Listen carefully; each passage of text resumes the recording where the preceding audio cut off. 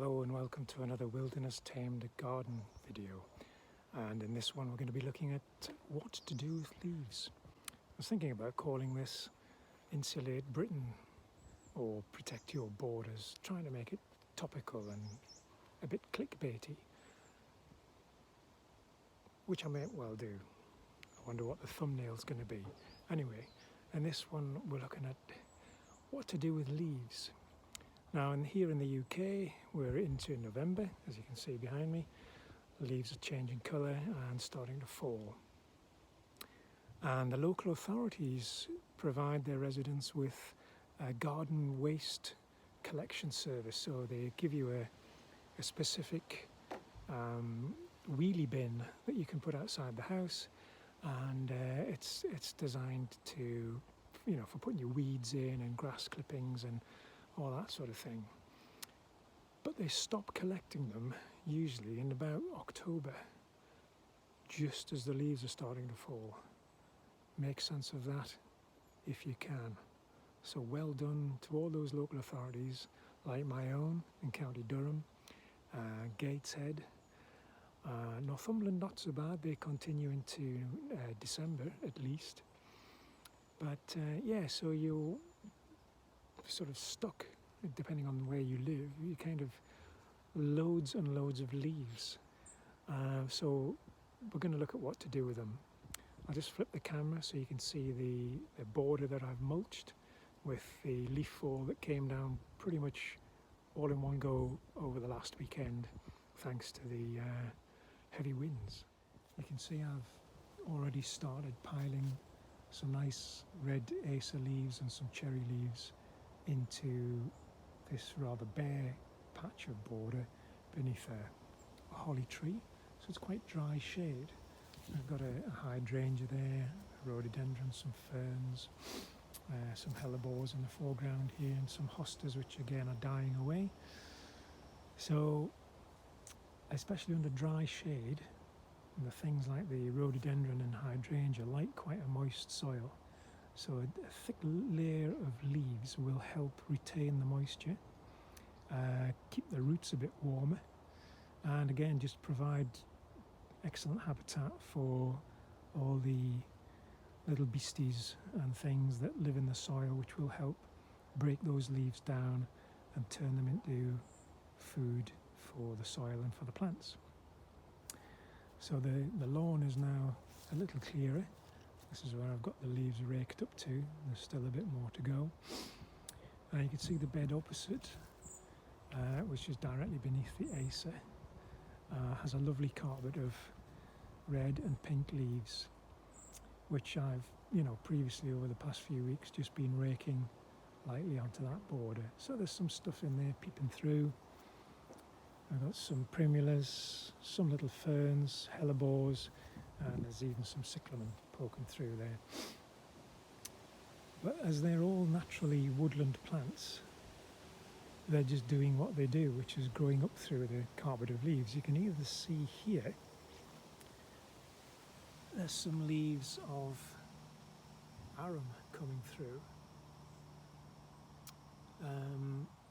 And this is an odd one because it seems to come through in the autumn, and the leaves last through the winter, which is great because they're quite nicely, you can see they're quite nicely veined. So quite an attractive foliage. And then if you can see these old stems here, there's a few of the old berries that have just dropped off.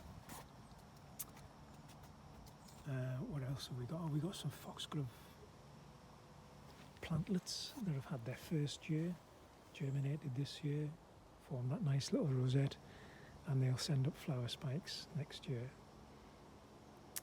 There's another cyclamen, some pulmonaria, the spotty leaf beneath the fern there. So all woodland stuff, and just doing what it does naturally, which is growing up through the carpet of leaves. Now some people might say, oh, it's a bit untidy having your borders covered in leaves. Really? Untidy? Okay. If you want your borders to be bare soil and not have any natural humus added to them, then that's fine. You pay the council to take away all your leaves and then go to the garden centre and buy bags of compost of a very inferior quality, I have to say. The compost that's available at the minute is pretty rubbish, and I wouldn't touch it with a barge pole, to be perfectly truthful with you. I'd much rather make my own, which costs nothing.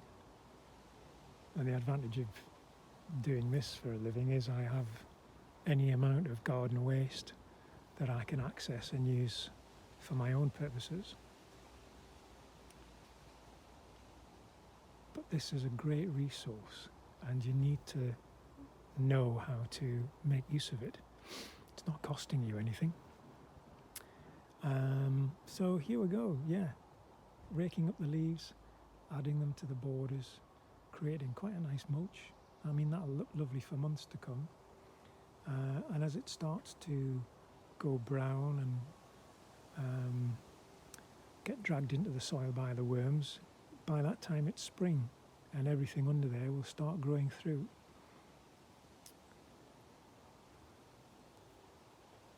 Okay, so I'm going to continue adding that lot to this border just to give a good thick layer of mulch around the base of those shrubs to help protect their roots through the winter months.